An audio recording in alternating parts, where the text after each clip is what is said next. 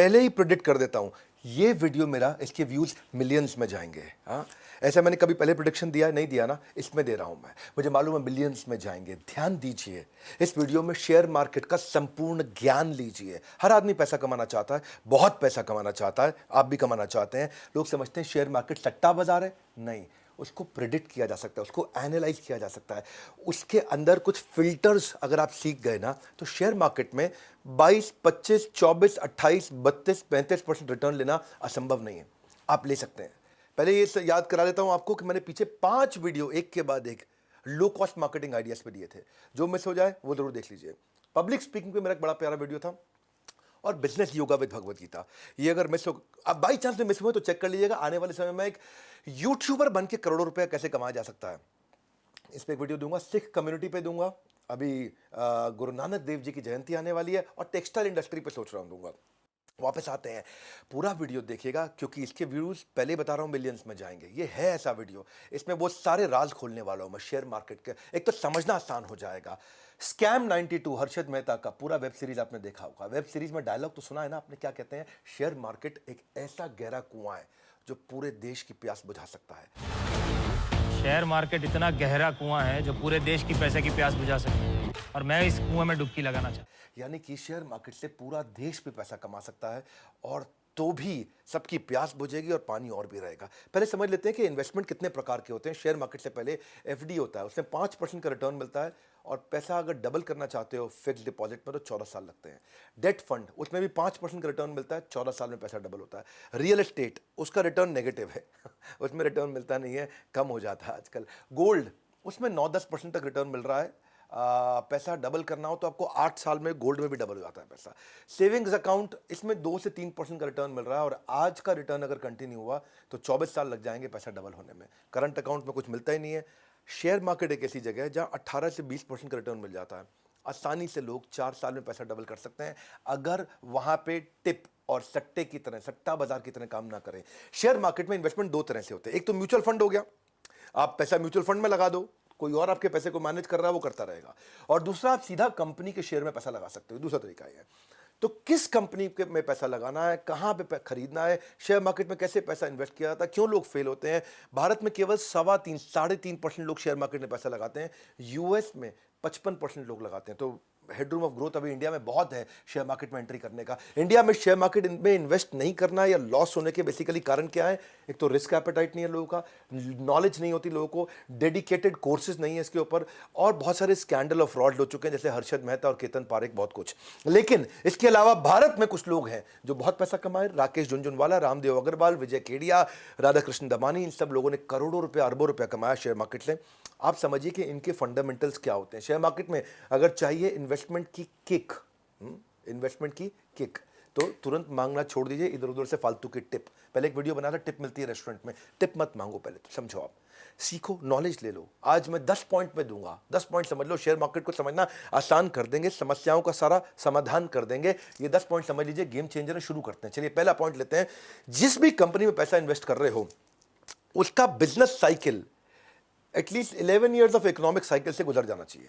क्या मतलब हुआ कि बिजनेस साइकिल, इकोनॉमिक साइकिल, यानी कि 11 साल कम से कम पुरानी कंपनी हो, जिसमें कई बार अप टर्न डाउन टर्न सब आते हैं, और वो उसको देख सका है, वो पूरा उसको महसूस कर सके कि डाउन टर्न में सस्टेन कर जाए, चलती रहे मंदी में भी, और अप टर्न को राइड कर जाए, ऊपर बढ़ जाए। तो यानी कि कंपनी 11 साल पुरानी हो भैया, साधारण बात है। ऐसा नहीं कि अभी किसी आई गई कंपनी में अभी आई उसमें इन्वेस्ट कर दिया। कंपनी ने मंदी के दौर को कैसे झेला है, ये महत्वपूर्ण है। जितनी पुरानी कंपनी होगी उतना ट्रैक आपके सामने होगा विजिबल कि ये कैसे आगे बढ़ी है।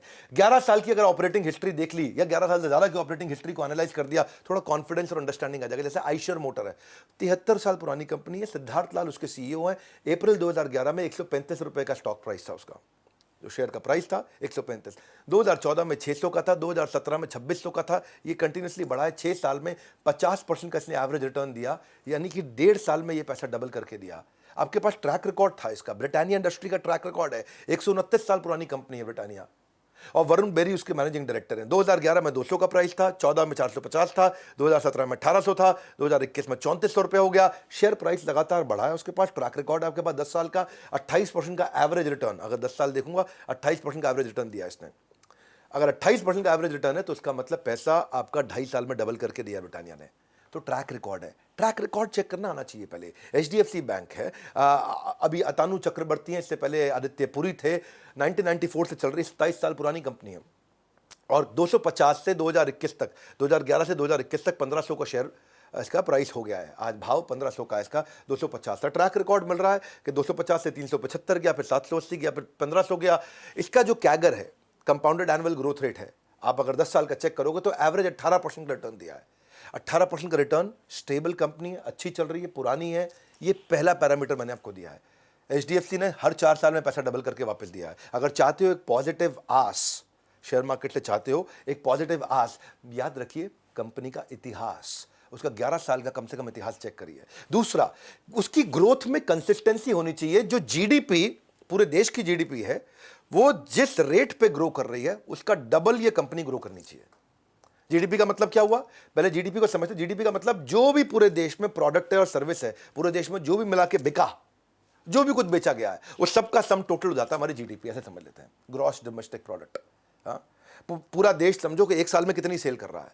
अब समझो पूरा देश एक साल में जो सेल कर रहा है वो 5% बढ़ रही है, तो इस कंपनी जिसमें आप इन्वेस्ट कर रहे हो वो 10% बढ़नी चाहिए। सिंपल हो गया जी। क्योंकि ऐसा नहीं मैं चाहता कि जो पूरा देश जिस मात्रा में ग्रो कर रहा है उसी मात्रा में कंपनी भी ग्रो कर रही है, तो कंपनी ने कुछ खास नहीं किया। देश जितना ग्रो कर रहा है कंपनी उससे डबल ग्रो करनी चाहिए। तो ये हो गया रूल नंबर 2 मेरा। हाँ, यानी कि देश 5% ग्रो कर रहा है तो कंपनी 10% ग्रो करनी चाहिए। देश 7.5% ग्रो कर रहा है तो कंपनी 15% ग्रो करनी चाहिए। कम से कम 20 कर रही है, 30 कर रही है, और अच्छी बात है। ग्रोथ ट्रैजेक्टरी को एनालाइज करो, एनुअल एवरेज रिटर्न कितना दिया, उससे प्रेडिक्टेबिलिटी आ जाएगी। जैसे रैडिको खैतान है, रैडिको खैतान ललित खैतान की कंपनी है और ये जीडीपी 7% ग्रो करता रहा, इनकी कंपनी 18% ग्रो करती रही है।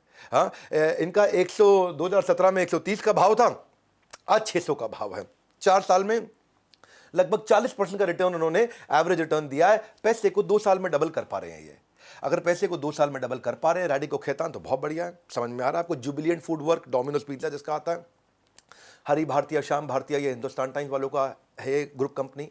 जीडीपी 7% ग्रो कर रहा था, इनकी कंपनी 17% ग्रो कर रही थी।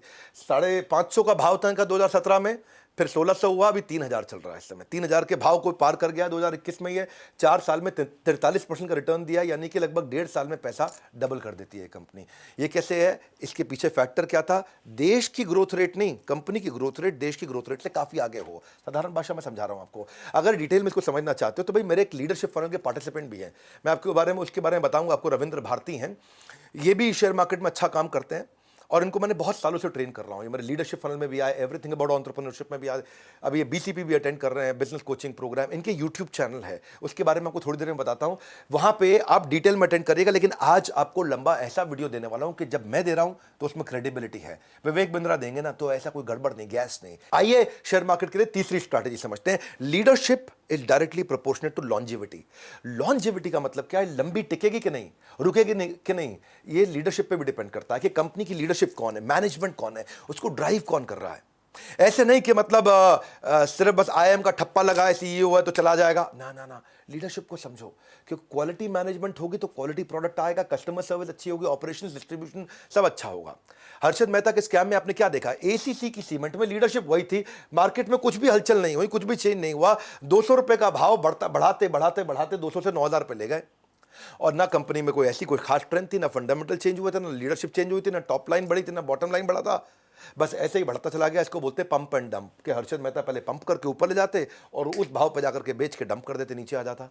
इसलिए बहुत लोग बर्बाद हुए थे, क्योंकि फंडामेंटल नहीं सीखे उन्होंने। लीडरशिप में आप क्या चेक कर सकते हो? आप थोड़ा उसके बारे में, आदमी के बारे में रिसर्च करो कि उसने कोई एंट्री बैरियर बनाया, उसका बैकग्राउंड चेक करो, उसके ऊपर कोई कोर्ट में केसेस तो नहीं चल रहे हैं, वो इन्वेस्टर के पैसों से कोई खिलवाड़ तो नहीं करता है, उसके ऊपर कोई रेगुलेटरी इशू तो नहीं है, सेबी का या आरबीआई का कोई झगड़ा तो नहीं चल रहा है। तीसरा, उसकी आप मैनेजमेंट की फोरकास्ट देखो कि वो क्या फोरकास्ट कर रहा है, आगे कहाँ पहुंचेगा, उसके फ्यूचर प्लान्स क्या हैं। चौथा, आप देखो कि वो रेम्यूनरेशन सीनियर मैनेजमेंट को जो, अच्छा दूसरों के रेम्यूनरेशन से पहले उसकी खुद की चेक करो। वो सैलरी अलाउंस और जो परक्विजिट होते हैं वो उसके बहाने से खूब ज़्यादा पैसा तो नहीं ले रहा है। ऐसा तो नहीं कि प्रॉफिट मिल नहीं रहा है शेयर होल्डर को और वो अपनी तनख्वाह के नाम पे और अपनी अलाउंस के नाम पे बहुत मोटा पैसा निकाल के लेके जा रहा है, हर साल बढ़ा रहा है, हर साल बढ़ा रहा है। तो उसका मतलब ये थोड़ा सा एक क्वेश्चन मार्क आ जाता है। या फिर जब भी कोई एनालिस्ट कॉल होती है, इस तरह जो लिस्टेड कंपनी है इनमें एनालिस्ट कॉल होती है, आपको जवाबदेही होती है, क्वार्टर ऑन क्वार्टर आपको अपनी रिपोर्ट्स पे जवाब देना पड़ता है एनालिस्ट कॉल में कि भाई क्यों हुआ इस कंपनी में। तो क्या प्रमोटर यानी कि मालिक यानी कि मैनेजमेंट इन एनालिस्ट कॉल पे अवेलेबल थी या नहीं थी? चेक करो।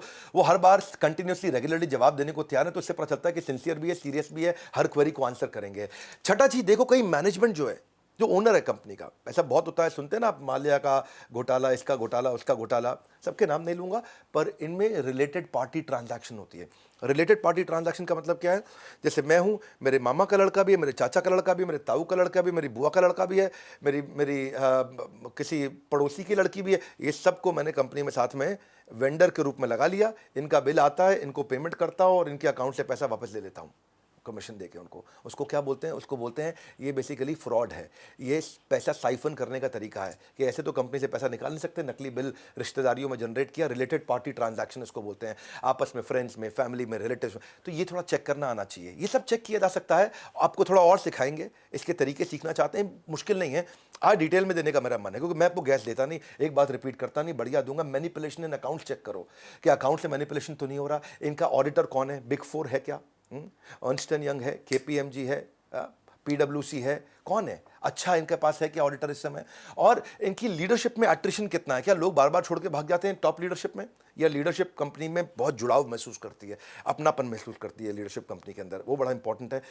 ऐसा तो नहीं कि अपने पर्सनल शेयर को बार बार प्लेज करके, अपने शेयर्स को प्लेज करके बाहर से उधार ले रहा हो, वो भी दिक्कत है। इसके अलावा चेक करिए कि मैनेजमेंट ईमानदार कितनी है।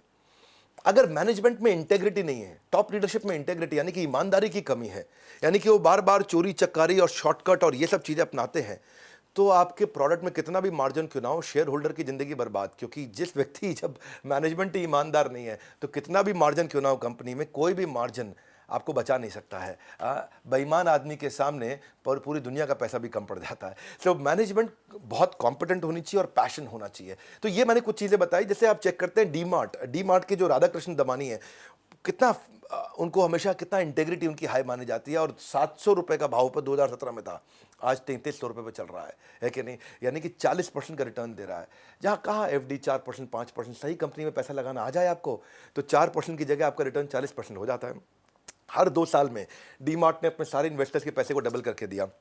डी मार्ट में मैं पूरी केस स्टडी बना चुका हूँ यूट्यूब पे, आपको प्रार्थना भी करूंगा जाके उस केस स्टडी को देखिए, क्योंकि वो काफ़ी बुद्धिमान व्यक्ति हैं। राधा कृष्ण दमानी हमेशा देश के टॉप 5 सबसे अमीर, टॉप 10 अमीर लोगों में इनका नाम है, लेकिन फिर भी लोग उनके बारे में जानते नहीं हैं। उनके बारे में जानना चाहते हैं, वीडियो देख लीजिएगा मेरा। इसके अलावा रिलायंस इंडस्ट्री, मुकेश अंबानी बुद्धिमान व्यक्ति हैं, और उनका 460 रुपये का स्टॉक प्राइस जो था, कॉम्पिटेंट लीडरशिप है, तो आज 2100 रुपये का हो गया। 4 साल में 40% के आसपास का उन्होंने ग्रोथ दिया। हर साल पैसा डबल कर देते हैं। 38.5% का ग्रोथ दिया रिलायंस ने अपने सारे शेयर होल्डर को। जितने लोगों ने रिलायंस में पैसा इन्वेस्ट किया, सबके सब काफ़ी अमीर हो गए हैं, सबने बहुत पैसा बचा लिया, कमा लिया है।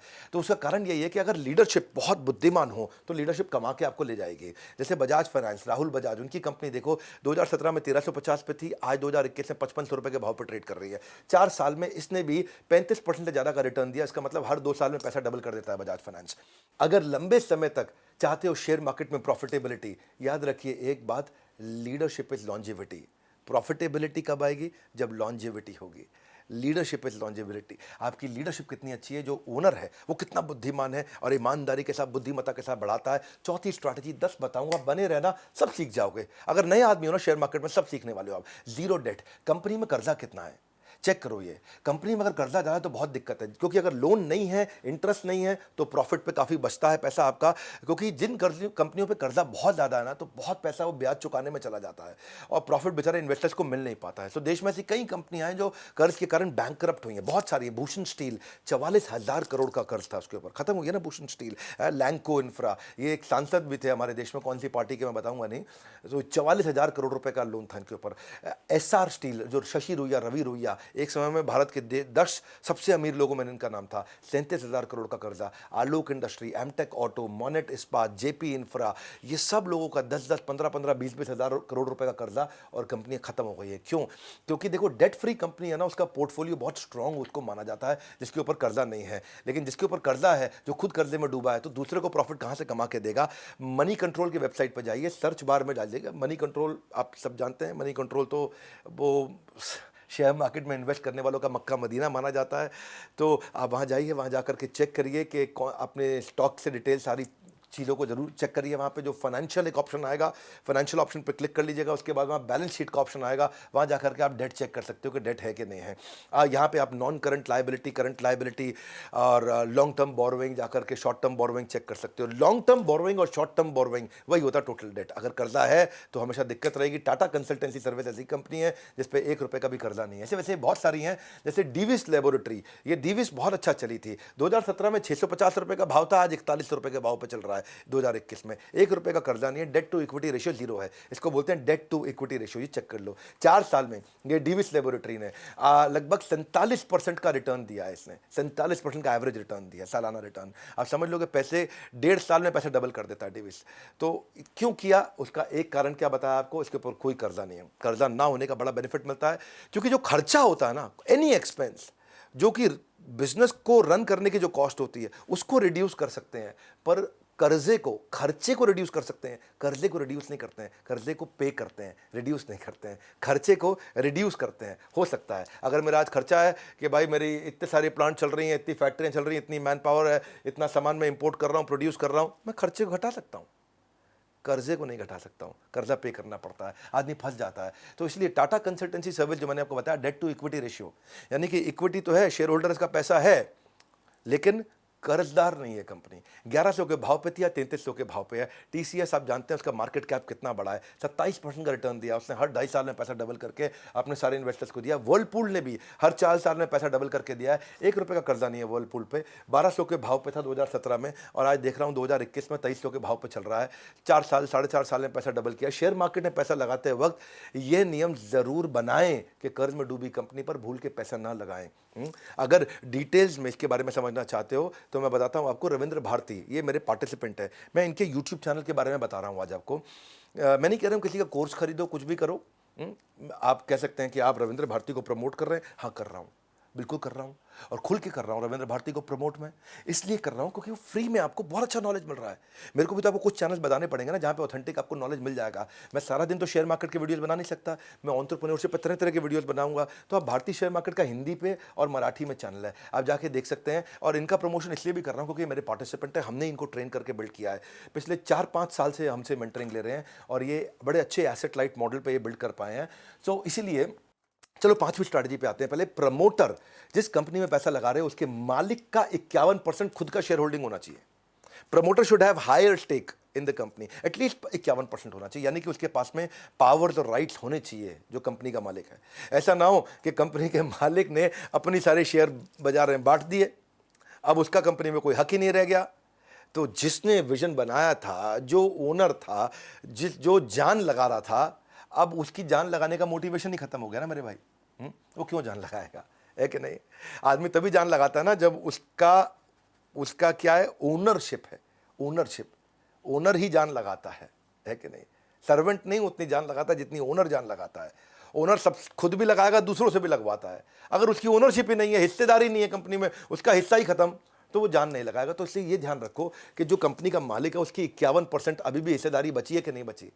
या ऐसा तो नहीं कि शेयर बांटता रहा, पैसे इकट्ठे करता रहा, पैसे लिए खुद गायब हो गया, जो कि कंपनी में उसकी हिस्सेदारी है नहीं, कंपनी तो पब्लिक की हो गई, अब पब्लिक खुद ही चला ले कंपनी। यही दिक्कत आती है। साधारण भाषा में समझा रहा हूँ आपको मैं, हाँ, कि प्रमोटर कंपनी पे तभी फोकस करेगा, उसके हर एक्टिविटी पे ध्यान देगा, रिव्यूज पे ध्यान देगा, अपने विजन को ड्राइव करेगा। 51% होने से वो दूर की सोचता है, इन्वॉल्व रहता है। 7 घोड़े अलग अलग दिशाओं में जाएंगे तो पूरा रथ उलट जाएगा, लेकिन वो एक डिसीजन देके सारे घोड़ों को एक ही दिशा में चला पाता है, डिसीजन मेकिंग लेता है। यूजुअली इन्वेस्टर कंफर्टेबल होते हैं अगर प्रमोटर का 50% हो, लेकिन ये रूल नहीं है। अगर और ज़्यादा हो तो और भी अच्छी बात है। और कभी कभार प्रमोटर अगर बाजार से अपने शेयर वापस खरीद रहा है, और अच्छा साइन है कि वो कह रहा है मेरी शेयर होल्डिंग आज 45% है, मुझे 60 करनी है, बाजार से खुद ही ले लेता है। इसका मतलब क्या, उसको पता है कि कंपनी आगे बढ़ने वाली है। इसका मतलब वो जानता है, अंदर की बात उसको मालूम है कि आज वो 45% पे है, मैं कंपनी के 60% ले लेता हूँ, इसका भाव आगे चल के बढ़ेगा, उसको पहले से ही है। तो ये भी एक अच्छा साइन होता है। पीडीलाइट इंडस्ट्री देखो, भरतपुरी की, जो फेविकॉल वगैरह बनाते हैं, कहाँ पूरा मार्केट शेयर इन्हीं का तो है। हाँ, फेविकॉल का कौन है कंपटीशन? फेविकॉल के आपको नाम याद करना मुश्किल होगा। आज भी भरतपुरी के 70% कंपनी की मालिकाना खुद का है, उसका सारा शेयर उसने ऐसा नहीं है कि मतलब बंदर बाट की तरह ख़त्म कर दिए हों।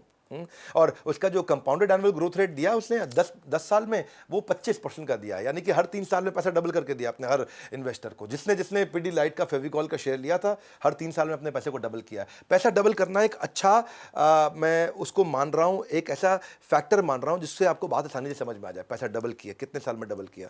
7 साल में किया, 2 साल में किया, 10 साल में किया, 20 साल में किया। इससे आपको अच्छा लगता है कि समझ में आता है। जैसे एक सेरा सैनिटरी वेयर, ये सोमानी फैमिली जो है, विक्रम सोमानी, उसकी प्रमोटर होल्डिंग 55% है, अभी उसने रखी है अपने पास। 51% से ऊपर होना जरूरी रहता है। 10 साल के अंदर उसने 30% का हर साल रिटर्न दिया है, यानी कि 2.25 साल में उसने अपने पैसे को डबल करके दिया है सारे के सारे इन्वेस्टर्स को जिसने उसने पैसा लगाया। बर्जर पेंट में जो कुलदीप सिंह ढींगरा उसके मालिक हैं, सबको पेंट लगा रहे हैं, 10 साल में उन्होंने बड़ा अच्छा रिटर्न दिया, 31% का रिटर्न दिया उन्होंने। हर 2.25 साल में पैसा डबल किया है। उनकी 75% होल्डिंग खुद के पास है, यानी कि अभी मालिक हैं वो कंपनी के, 75% शेयर अभी उन्हीं के पास है। तो इसलिए वो पूरा जोर लगा रहे, पूरी जिम्मेदारी ले रहे हैं। अगर शेयर बाजार में कंपनी के साथ चाहते हैं लंबी पारी चाहिए, अगर लंबी पारी चाहिए तो प्रमोटर के पास 51% से ज़्यादा शेयर होल्डिंग होनी चाहिए। छठा स्ट्रैटेजी, आप ऐसा करो, चेक करो कि पैट यानी कि प्रॉफिट आफ्टर टैक्स, यानी कि फाइनल मुनाफा, यानी कि नेट प्रॉफिट, उसका हर साल 25% बढ़ना चाहिए। अगर पिछले साल नेट प्रॉफिट 100 करोड़ था तो इस साल 125 करोड़ होना चाहिए। अगर पिछले साल 500 करोड़ था तो 500 करोड़ का 25%, यानी कि 125 करोड़ और बढ़ के इस साल 625 करोड़ होना चाहिए। चेक करो, हर साल 25% प्रॉफिट बढ़ रहा है, इसका मतलब कंपनी में अंदर खाते सब ठीक चल रहा है, सब कुछ बढ़िया है। हर साल क्योंकि प्रॉफिट बढ़ रहा है, इसका मतलब सब ठीक है अंदर, तो उसे पैसा लगा सकते हो। ट्रेंड मिल गया आपको, जब ट्रेंड मिल जाता है ना तो आप ट्रेंड पे पैसा लगा सकते हो। जब भी आपको ना खाली टिप पे पैसा नहीं लगाना है, ट्रेंड पे लगाना है। जब कंपनी के स्टॉक खरीदो तो 4 साल के नेट प्रॉफिट, 5 साल, 6 साल, 8 साल, 10 साल के नेट प्रॉफिट को एनालाइज करो।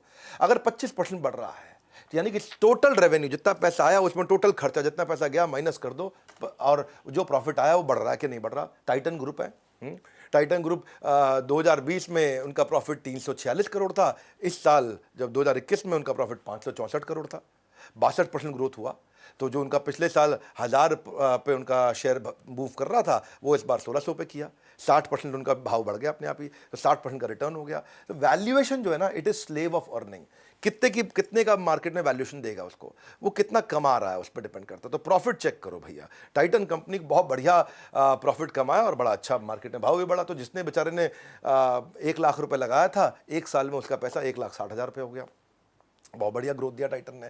ये ना प्रॉब्लम ये आती है कि शेयर बाजार में लोग आपको ना असली बात नहीं बताता है कोई। क्यों? क्योंकि उनको ना बीच में कमीशन बाजी होती है, 2% उनको ब्याज मिलता है। इस चक्कर में आपका पैसा इधर भी लगवा दे, उधर भी लगवा दे, यहाँ भी लगवा दे, वहाँ भी लगवा दे। राइट ट्रेनिंग होती नहीं है। हर आदमी को 1%, 2% ब्याज है, वो बार बार लगवाना चाहता है, क्योंकि आपने सही जगह लगा दिया तो आप चुपचाप बैठ जाओगे टाइट हो गए। इसलिए वो चाहता है आपको बार बार हलचल में रखे, कुछ ना कुछ लगवाता रहे, निकलवाता रहे, कमाता रहे, लगवाता रहे सर। लेकिन आप बढ़िया कंपनी में लगा लिया आपने। ये फिल्टर मैंने आपको बताया, आप ये फिल्टर चेक कर लेना और इसकी हिस्ट्री खोल के चेक कर लेना। नीचे कमेंट बॉक्स में आपसे मिल लूंगा, आपको समझ में आ जाएगा कि भाई साहब इस फिल्टर के बाद हर आदमी को 24 से 30% की गारंटी रिटर्न आ जाएगी अपने आप। ये फिल्टर लगाने आने चाहिए आपको। ये सारे फिल्टर आजकल अवेलेबल है, फ्री में अवेलेबल है कि नहीं? आप वर्ल्ड पूल को देखो, 92 करोड़ से 130 करोड़ पे आया, थोड़ा सा प्रॉफिट बढ़ा उसका, प्रॉफिट बढ़ते ही ग्रोथ 41% हुआ उसका, देखा भाव भी बढ़ गया उसका। ये आपका जो भाव बढ़ेगा वो भाव किससे बढ़ता है? प्रॉफिट का बड़ा रोल है। ऐसे ही कंपनी थी सिंजीन इंटरनेशनल, ये यहाँ कोई जॉनथन नाम के एक जेंटलमैन 120 करोड़ से 160 करोड़ पे गए एक साल में, प्रॉफिट के अंदर 33% बढ़ा उनका, तो उनका पीछे भाव भी बढ़ गया। 2020 में 330 रुपये का भाव था, आज 580 का भाव है। अच्छा ग्रोथ दे रहा है ये भी। किसी कंपनी से आपको प्रॉफिट चाहिए, जब आपको प्रॉफिट चाहिए परमानेंट, और अगर आपको चाहिए, खुद को चाहिए प्रॉफिट परमानेंट, तो नेट प्रॉफिट बढ़ना चाहिए 25%। परमानेंट परसेंट मिलते जुलती बात हो गई तो आप ये देखो 25% ग्रोथ होना चाहिए। और इसको डिटेल में समझना तो इसकी ट्रेनिंग अटेंड करो, लर्निंग लो, आप इसके बारे में सीखो। नहीं सीखोगे तो बात नहीं। मैं भी सीखता हूँ, खूब सीखता हूँ, खूब लर्निंग्स लेता हूँ, खूब लर्निंग्स देता हूँ। वहीं से बात बनती है। मैं खुद एंटरप्रेन्योर हूँ, मैं एक ट्रेनर नहीं हूँ। आज एक बहुत बड़ी, बहुत लार्ज सेटअप की एक ऑर्गेनाइजेशन को ड्राइव कर रहा हूँ, एज ए CEO उसको चला पा रहा हूँ, क्योंकि बिजनेस एक्यूमेंट है, बिजनेस इंटेलिजेंस है, तभी आप ड्राइव करते हैं। सातवीं चीज़, सातवां फिल्टर जो ध्यान दे, कंपनी का रेवेन्यू और उनकी यूनिट सेल्स, ये दोनों बढ़नी चाहिए। कम से कम 10 से 15% रेवेन्यू भी बढ़े, यूनिट सेल्स भी बढ़े। रेवेन्यू का मतलब क्या हुआ? जो टोटल सेल हुई है कंपनी में, हाँ, जो टोटल माल बेचा है वो इस साल 100 रुपये का बेचा है, तो अगले साल 20% 120 रुपये का बेच रहे हैं कि नहीं बेच रहे हैं? अगले साल 120 की कमाई होनी चाहिए, इस साल 100 की हुई है तो। लेकिन इसमें एक और चक्कर है, ऐसा नहीं हो कि खाली प्राइस बढ़ा दिया तो 100 का माल 120 में बिक गया। ये भी चेक करना है यूनिट सेल्स भी बढ़ रही हो। यूनिट सेल्स का मतलब क्या है? देखो इनका 100 रुपये का ही माल बिकता है जी हर साल, तो वेरी गुड। तो फिर इस बार 120 कैसे हो गया? उन्होंने क्या किया जी, 10 रुपये की चीज़ 12 रुपये की कर दी, तो 100 रुपये का 120 हो गया। हाँ, प्राइस बढ़ाना नहीं, केवल यूनिट भी। अगर दोनों चीज़ों से बढ़ रहा हो तो और अच्छी बात है। यूनिट का मतलब है पिछले साल 1 लाख गाड़ी बेची, इस साल 1,20,000 गाड़ी बेची, 20,000 गाड़ी भी फालतू बेची, तो रेवेन्यू भी बढ़ना चाहिए और यूनिट जितनी आइटम बेच रहे हो वो आइटमें भी बढ़नी चाहिए। जब ये आइटम भी ज़्यादा बिक रही है और पैसा भी ज़्यादा आ रहा है, तब ये कंफर्म हो जाएगा हाँ इसमें कोई झोल नहीं है बीच में। नॉन ऑपरेशनल इनकम नहीं कह रहे, ऑपरेशनल इनकम जो धंधे से इनकम आती हो। कई इनकम कैसी है? प्रॉपर्टी बेच दी, इनकम आ गई, वो दिखा दिया जी, है जी, ताकि भाव चलता रहे। हाँ, आपने ऐसा कुछ कर लिया, कर्जा ले लिया, इनकम आ गया, अब इसको इनकम की तरह बाई चांस ट्रीट कर लिया, तो अब आम आदमी के समझ में नहीं आता है। इसीलिए मैं बोल रहा हूँ ये कि भाई ये पैसा कहाँ से आया कंपनी में, आप इसको सीख सकते हो, आप इसको बैलेंस शीट में देख सकते हो। और इसको जब जैसे चेक करोगे कि दोनों चीज़ें ग्रो कर रही है, जैसे मारुति है, मारुति ने 2014 में 10 लाख गाड़ी बेची, 2015 में 11 लाख गाड़ी बेची, 2016 में 13 लाख गाड़ी बेची। हर साल गाड़ी भी ज़्यादा बेची और हर साल 10% 11% गाड़ी भी ज़्यादा बेची और हर साल रेवेन्यू भी ज़्यादा हुआ। रेवेन्यू ज़्यादा हुआ, कुछ और भी हो सकता है, लेकिन गाड़ी ज़्यादा बेच के रेवेन्यू ज़्यादा हुआ तो कंफर्म हो गया कि मारुति ठीक चल रही है भैया। 50% मार्केट शेयर लेकर के बैठी हुई है। जो 1250 का उसका स्टॉक प्राइस हुआ करता था, वो 2017 में 65 पे गया, लगातार बढ़ता रहा है मारुति। 6 साल में लगभग 30% के आसपास रिटर्न दिया था पीछे मारुति ने, और 2.5 साल में पैसे को डबल कर था। तो उसकी शेयर की कीमत आसमान चढ़ेगी जिस कंपनी की सेल हर साल 10-15% 20% बढ़ेगी। आसमान चढ़ेगी 20% अगर सेल बढ़ेगी। ये सिंपल फार्मूलाज हैं, इन सिंपल फार्मूलाज को याद रखिए। गोदरेज कंज्यूमर प्रोडक्ट्स हैं, गोदरेज के बहुत कंज्यूमर प्रोडक्ट्स आते हैं, निसाबा गोदरेज उसकी 6%। ये 2020 में 9,057 करोड़ का 9,057 करोड़ का टर्नओवर था। 21 के अंदर ये 11,000 करोड़ हो गया टर्नओवर। तो टर्नओवर बढ़ा, 22% बढ़ा, 20-22% टर्नओवर बढ़ गया। जैसे ही बढ़ा उसका स्टॉक प्राइस भी अपने आप बढ़ने लग गया। तो टर्नओवर भी बढ़ना चाहिए और यूनिट, जितना माल बेचा, तेल कितना बेचा, 1 लाख बोतल बेचा, इस साल 1,20,000 बोतल बेचा, ये दोनों चीज़ें कंफर्म होते ही आपको आसान हो जाएगा। सफल इन्वेस्टमेंट उस कंपनी में होगा जिस कंपनी में वॉल्यूम ग्रोथ और सेल्स रेवेन्यू दोनों का 20% तक होगा। ये दोनों को बढ़ना चाहिए, दोनों। और अगर डिटेल्स इसके बारे में समझना चाहते तो और लर्न करिए, इसको सीखिए। हमने भी शेयर मार्केट के कोर्सेज बनाए हैं, और अगर फ्री में अटेंड करना है तो भारतीय शेयर मार्केट के मैंने आपको चैनल बताए थे, ये चैनल मैं आपको दे दूंगा डिस्क्रिप्शन वगैरह में, आप इसको जाके सब्सक्राइब करके थोड़ा सीख लो। और 8वीं strategy, net operating cash flow. Net operating cash flow का मतलब है आपकी कंपनी में हर साल जो कैश आता है, ऐसा नहीं माल बेच रहे हो उधार पे बेचते जा रहे हो, कैश आ नहीं रहा, 20% कैश फ्लो हमेशा बढ़ना चाहिए। हर साल 20% कैश फ्लो बढ़ रहा हो जिस कंपनी का, जाके चेक कर लो। इसके तरीके सिखा देंगे आपको कैसे चेक करना है जा करके। ये ऐसा नहीं है कि आपको कंपनी में फ़ोन करके पूछना, कंपनी झूठ बोल देगी। ये चीज़ें पब्लिकली अवेलेबल हैं, लिस्टेड कंपनी का डेटा अवेलेबल होता है। नेट ऑपरेटिंग कैश फ्लो का मतलब क्या है कि जो बिजनेस से कैश आता है, जिसको बोलते हैं ऑपरेशंस का कैश। कंपनी में कैश 3 तरह से आता है। माल बेचा तो कंपनी में कैश आया। दूसरा क्या है? इन्वेस्टमेंट से कैश आता है। आपने अपनी एसेट बेच दिए, म्यूचुअल फंड बेच दिए तो भी कैश आ गया। आपने अपनी गाड़ी बेच दी, अपनी बिल्डिंग बेच दी, मकान बेच दी तो भी कैश आ गया। तीसरा है लोन ले लिया तो कैश आ गया। 3 प्रकार से आता है। हम कौन से कैश की बात कर रहे हैं? हम बिजनेस से कैश की बात कर रहे हैं। लोन के कैश की बात नहीं कर रहे, अपने घर बार को बेच के कैश लाना उसकी बात नहीं कर रहे हैं। जो जेन्युइन कैश है वो बिजनेस से आता है। अगर बार बार लोन लेना पड़ रहा है, कर्जा लेना पड़ रहा है, इसका मतलब तो कोई लफड़ा है भैया, इसका मतलब कोई दिक्कत भी हो सकती है कंपनी में, तो उसको चेक करना चाहिए। इसे मैं बता रहा हूं 10 स्ट्रैटेजी दे रहा हूं, ये 8वीं चल रही है। बहुत ज़्यादा ऐसा बोरो ना करना पड़े, ज़रूरी है। डॉक्टर रेड्डी लैब, ये कलाम सतीश रेड्डी की कंपनी है, डॉक्टर रेड्डी लैब। हाँ, ये कलाम अब्दुल कलाम नहीं है, कलाम सतीश रेड्डी इनका नाम है। 2020 में 4,000 रुपये के भाव पे चलता था, ये 2021 में 5,000 का हुआ। 25% की इसने रिटर्न दी, क्योंकि इसका net operating cash flow 3,000 crore था, वो 3,600 करोड़ हुआ। तो उसका सीधा सीधा असर आया कि भाई धंधे से 3,000 करोड़ का कैश आया था, अब धंधे से 3,600 करोड़ का कैश आया इस बार। तो कितना बढ़िया आप कैश फ्लो इंप्रूव कर रहे हैं। देखो 3 अलग अलग चीज़ें होती हैं। एक होता है CGP बोलते हैं इसको। हाँ, C का मतलब है कैश, G का मतलब है ग्रोथ, मतलब सेल कितनी हो रही है, और P का मतलब है प्रॉफिट, मतलब फाइनल बचता कितना है जेब में। ये हो सकता है कि आप सेल कराओ लेकिन उधार में कराओ, कैश नहीं आया। ये हो सकता है कि आपका कैश तो आ रहा है पर सेल नहीं बढ़ रही, तो ग्रोथ नहीं हो रही। ये हो सकता है आपके पास कैश भी आ गया, सेल भी बढ़ रही है, लेकिन मुनाफा नहीं हो रहा है क्योंकि आपको सही दाम नहीं मिल रहा बाजार से। तो कैश, ग्रोथ, प्रॉफिट, ये तीनों होने चाहिए आपके पास में, है कि नहीं? जब ये तीनों रहते हैं तो आप समझ सकते हैं कि भाई आप ठीक रहेंगे। ये मैंने आपको बड़ी इंपॉर्टेंट चीजें सारे में बताई। ये सीजीपी ट्रिनिटी है, ये ट्रायंगल है, ये मैं सालों साल से सिखा रहा हूं। और यही चीज भारती ने चेक करी जा करके, और जब इसने भाई ने चेक करी तो क्या हुआ, आज आप देख रहे हैं कि ये हजारों लाखों लोग इससे भाई से सीखने आते हैं, और कई लोगों को सिखा भी चुके हैं ये। हाँ, एशियन पेंट्स है, आप एशियन पेंट्स को जाकर चेक करो, चोकसी इनकी कंपनी के चेयरमैन है। 1800 के भाव पे चल रहा था ये 2020 में, इस साल 2600 पार कर गया था। 1800 से 2600, 44% का रिटर्न हो गया, क्योंकि पहले 3000 करोड़ का इनका ऑपरेटिंग कैश फ्लो था, इस साल 3700 करोड़ का ऑपरेटिंग कैश फ्लो हो गया। Operating cash flow, operating cash flow का मतलब है एक साल में कितना कैश गया, एक साल में कितना कैश आया। तो यानी कि 3700 करोड़ का कैश आया इनके पास एक साल में। तो ये जो पैसा होता है ये धंधे में इस्तेमाल कर सकते हैं। नौवा फिल्टर है रिटर्न ऑन कैपिटल एम्प्लॉयड। ये भी आपको वेबसाइट से मिल जाएगा, आप रिटर्न ऑन कैपिटल एम्प्लॉयड को चेक करो, 20% से ज़्यादा होनी चाहिए। ये सुनने में मुश्किल लग रहा होगा आपको, रिटर्न ऑन इन्वेस्टमेंट तो सुना था, return on capital employed easy कर देता हूँ। हाँ, मेरे चैनल पे आए हो आप, कुछ मुश्किल नहीं छोड़ूंगा। रिटर्न ऑन कैपिटल एम्प्लॉयड का मतलब है कैपिटल। कैपिटल क्या होता है? टोटल कैपिटल, ये कर्जे से लिया हुआ पैसा और जो मेरे शेयर होल्डर है उनसे लिया हुआ पैसा, इन सबको जब जोड़ लेते हैं उसको बोलते हैं कैपिटल। और इस कैपिटल को लगा के एक साल धंधा किया, समझो 100 रुपये की मेरी कैपिटल हो गई, 50 रुपये मैंने कर्जे से लिया, 50 रुपया हम सब कंपनी के ओनर्स का है, तो हमने मिला के 100 रुपये से धंधा किया। 100 रुपये से धंधा करके अब मैंने इस पे 20 रुपये का प्रॉफिट कर लिया, इसको बोल दिया कि 20% रिटर्न ऑन कैपिटल एम्प्लॉयड। ये 20 रुपये से ज़्यादा होना चाहिए हर साल। मेन मुद्दा ये है कि कर्जे का पैसा हो या शेयर होल्डर का पैसा हो, दोनों के पैसे को जोड़ लो। दोनों के पैसे को जोड़ के अगर वो 1 लाख रुपए है हमारे पास, तो 1 लाख पे 20,000 रुपया ऊपर से फाइनल मुनाफा साल के एंड में होना जरूरी है। अगर इतना भी नहीं हो रहा है तो इसका मतलब क्या हुआ, ये कर्जे के पैसा और इन्वेस्टर के पैसे के साथ खिलवाड़ कर रहा है, उसका सही इस्तेमाल नहीं कर पा रहा। तो रिटर्न ऑन कैपिटल एम्प्लॉयड इसका कम आ रहा है। रिटर्न ऑन कैपिटल एम्प्लॉयड का मतलब है प्रॉफिट को डिवाइड कर दो इक्विटी से और लॉन्ग टर्म डेट से, इन दोनों से मिलकर जब डिवाइड करोगे, मैंने साधारण भाषा में समझाया है, फॉर्मूला में अभी मत घुसिए, जब धीरे धीरे और सीखते जाएंगे चीज़ समझ में आएंगी। अभी स्टेप बाय स्टेप समझाना चाहता हूँ। नेस्ले कंपनी देखो, अब सुरेश नारायण इसके चेयरमैन है कंपनी के, इंडिया में 139% रिटर्न ऑन कैपिटल एम्प्लॉयड दिया इसने।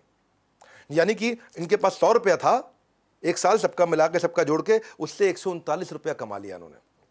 बहुत अच्छा किया, 20% होना चाहिए था, 139 कर लिया। इसी कारण अगर आप देखोगे 6600 के भाव पे ये ट्रेड कर रहा था बाजार में, आज 18,000 का भाव हो गया इसका। 4 साल में इसने बहुत बड़ी ग्रोथ दी है, 2.5 साल में पैसा डबल करके दिया अपने सारे के सारे जितने इसके इन्वेस्टर्स थे। टीसीएस बहुत बढ़िया काम करता है, एक तो कोई कर्जा नहीं लेता, और जो भी रिटर्न ऑन कैपिटल, जितना भी कैपिटल इसके पास है उस पर 50% के आसपास रिटर्न दे रहा है। इसीलिए 1100 के भाव से 3300 के भाव पे आ गया है, बड़ा अच्छा ग्रोथ दिया है इसने सबको। ऐसे बहुत सारी कंपनीज हैं, पर आप ये थोड़े मुश्किल फार्मूलाज हैं जो अभी मेरी बात समझ में नहीं आएगी, इसलिए मैं कह रहा था कि आप अच्छे यूट्यूब चैनल्स पर जाइए, वहाँ जाके सीखिए। फाइनली 10वां दे रहा हूँ, ये बड़ा काम का रिटर्न ऑन इक्विटी ईजी कर देता हूँ आपको। ये भी 15% होनी चाहिए। रिटर्न ऑन इक्विटी में मतलब इसमें कर्जे का पैसा नहीं है, ये केवल इन्वेस्टर्स का पैसा है, इसमें कोई डेट नहीं है, लोन नहीं है, शेयर होल्डर्स के द्वारा इन्वेस्ट किया गया फंड। और जो शेयर होल्डर, जैसे कोई शेयर होल्डर होता है, कोई 2% शेयर ले लेता है आपकी कंपनी में, कोई 1% शेयर ले लेता है, आपको पैसा दे देता है, या स्टॉक मार्केट में, बॉम्बे स्टॉक एक्सचेंज में आप शेयर खरीद लेते हो, शेयर होल्डर हो गए। या आपके चाचा ने भी पैसा लगा दिया कंपनी में, ले बेटा 20% पैसा मेरा डाल दे कंपनी में। रिश्तेदार भी कर सकते हैं, बाजार में भी हो सकता है, कोई वेंचर कैपिटल हो सकता है, प्राइवेट इक्विटी हो सकता है, और उनके पैसे पे 15% का ग्रोथ होना चाहिए। तो ये सारे के सारे फॉर्मूला आपको आजकल वेबसाइट पे फ्री में अवेलेबल है, इसके लिए किसी को पैसा देने की जरूरत नहीं है, आपको किसी के पास जाने की जरूरत नहीं, सब फ्री में अवेलेबल है। शुरुआत कर दो, सीखना शुरू कर दो, फ्री में सीखने को मिल जाएगा, बिना पैसा लगाए सीखने को मिल जाएगा। और रिटर्न ऑन इक्विटी का मतलब हुआ कि भाई इसमें फाइनल प्रॉफिट को मैं शेयर होल्डर की इक्विटी से डिवाइड करके देख लूँ, ये न्यूमरेटर डिनोमिनेटर है। एशियन पेंट्स को चेक करो, ये 48% का रिटर्न ऑन इक्विटी दे रहा है, तो इसीलिए 500 के भाव से 2600 के भाव में पहुंच गया, ये बहुत अच्छा काम किया इसने भी। डाबर अमित बर्मन की कंपनी है, ये भी अच्छा रिटर्न ऑन इक्विटी 23% दे रही थी, 100 रुपये में डील कर रहा था, ठीक ठाक किया इसने, 100 से 580 पे गया। मैं सारे के सारे एग्रेसिव कंपनी नहीं दिखा रहा हूँ आपको, डाबर ठीक ठाक ग्रो करी है, 17% ग्रो करी है डाबर। ऐसा नहीं कि हर एक दिखा दूँ आपको 30% 40%, डाबर का ग्रोथ 17% हुआ है पिछले 2011 से समझो आप 2021 तक। तो अब ओवरऑल समझते हैं, सेंसेक्स भी तो ग्रो कर रहा है, आप सेंसेक्स पे भी पैसा लगा सकते हो। 2011 में सेंसेक्स 19,000 पे चल रहा था, आज 2021 में 50,000 पे चल रहा है। तो सेंसेक्स ग्रो किया। आप सेंसेक्स से पैसा लगा दो कि 19,000 से 50,000 हो गया भैया 10 साल के अंदर, है कि नहीं? 10 साल में सेंसेक्स 10% का ग्रोथ दिया।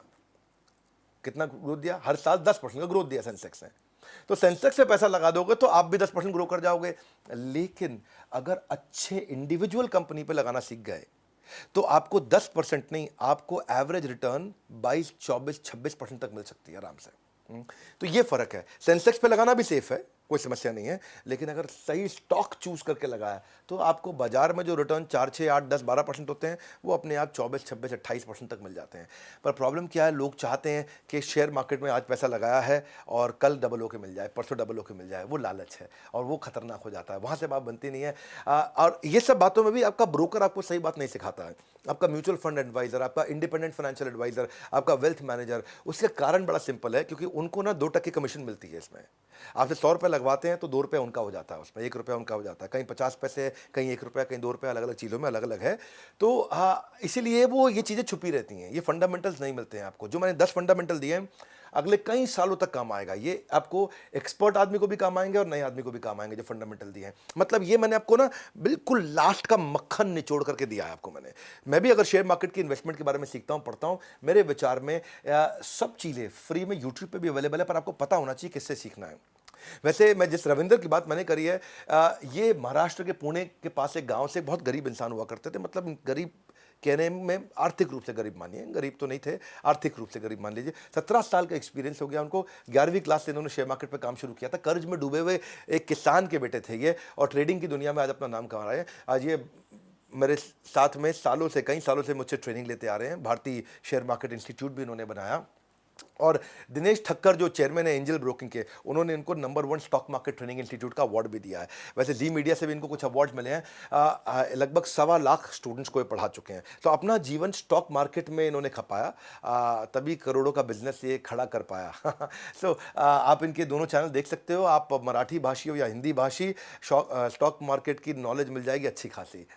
तो ये आप कर सकते हैं। और लेकिन अगर आप स्टॉक मार्केट में बिजनेस नहीं करना चाहते, इन्वेस्ट नहीं करना चाहते, आप अपने बिजनेस को ग्रो करना चाहते हैं, जो भी आप कर रहे हैं, तो उसको करने के लिए हमने इस समय ना बहुत सारे प्रॉब्लम सॉल्विंग कोर्सेज को हमने यूनिट्स में कन्वर्ट कर दिया है। आपको यूनिट समझा देता हूँ बिजनेस कोचिंग प्रोग्राम के साथ। ये दुनिया का सबसे अफोर्डेबल प्रोग्राम है। 10 रुपये घंटे से कम के अंदर हम लोग सबको पर्सनल कोच दे रहे हैं, हैंड होल्डिंग सपोर्ट दे रहे हैं, बंडल्ड वैल्यू पैक दे रहे हैं, फाउंडेशनल कोर्स दे रहे हैं, स्पेशलाइज कोर्स दे रहे हैं। हर एक को सेम चीज़ नहीं, फाउंडेशनल अलग है, स्पेशलाइजेशन अलग है। अगर आप स्टूडेंट है तो आपको 21st सेंचुरी स्किल क्या चाहिए, एंटरप्रेन्योर 21st सेंचुरी स्किल क्या चाहिए। एक में 16 कोर्स है, एक में 14 कोर्सेज हैं। Low cost digital marketing ideas क्या हो सकते हैं बिजनेस ग्रोथ के, उसमें 12 कोर्स बनाए हमने। बिजनेस अपने सेल्स को कैसे बढ़ाया जाए उसके ऊपर हमने लगभग 8 कोर्सेज बनाए। बिजनेस को स्केल कैसे करते हैं उस पर हमने 10 कोर्सेज बनाए हैं। रिटेल बिजनेस के लिए हमने 8 कोर्सेज बनाए। ऑपरेशनल एक्सेलेंस मैन्युफैक्चरिंग के लिए 8 कोर्सेज बनाए हैं। फंड रेज करना है, फाइनेंस सीखना है, उसके ऊपर 5 कोर्स बनाए हैं। बिजनेस ऑटोमेट करने पर 6 कोर्स बनाए हैं। अपनी सेल्स को डबल करने में, प्रोडक्टिविटी बढ़ाने में, मनी मैनेजमेंट के ऊपर, डिजिटल मार्केटिंग पे, एचआर पे, एम्प्लॉय पे, एचआर अगर आप सीखना चाहते हो तो उस पर भी 5-6 कोर्सेज बनाए हुए हैं। ये नंबर को ना स्क्रीनशॉट ले लो आप इसका, 1 मिनट रोक करके वीडियो को पॉज करो, इसका स्क्रीनशॉट लो, 9810544443। इस पे फ़ोन करके पता करो कि मैं 8 रुपये घंटे पे, 5 रुपये घंटे पे पर्सनल कोच ले सकता हूं जो मेरे बिजनेस को ग्रो करने में मेरी मदद करेगा। शेयर मार्केट का ये अब तक का सबसे वैल्यूएबल वीडियो था। इस वीडियो को सबको शेयर कर दो जिनको शेयर मार्केट को सीखना है, समझना है। इसमें मैंने लगभग संपूर्ण ज्ञान दे दिया है। इसके बाद हर चीज़ इसी के अंदर कवर हो जाती है अगर आप इस वीडियो को ध्यान से देखें। कॉमेंट बॉक्स में आपको देखने, आपकी राय जानने आ रहा हूँ मैं। वीडियो को जरूर शेयर करिएगा। सबसे वैल्यूएबल वीडियो था आज तक का शेयर मार्केट पर। हमारे साथ जुड़े रहने के लिए वर्ल्ड के नंबर 1 एंटरप्रेन्योर यूट्यूब चैनल को आके सब्सक्राइब करने और करवाने के लिए आप सबका हृदय की गहराई से प्रेमपूर्वक बहुत बहुत धन्यवाद।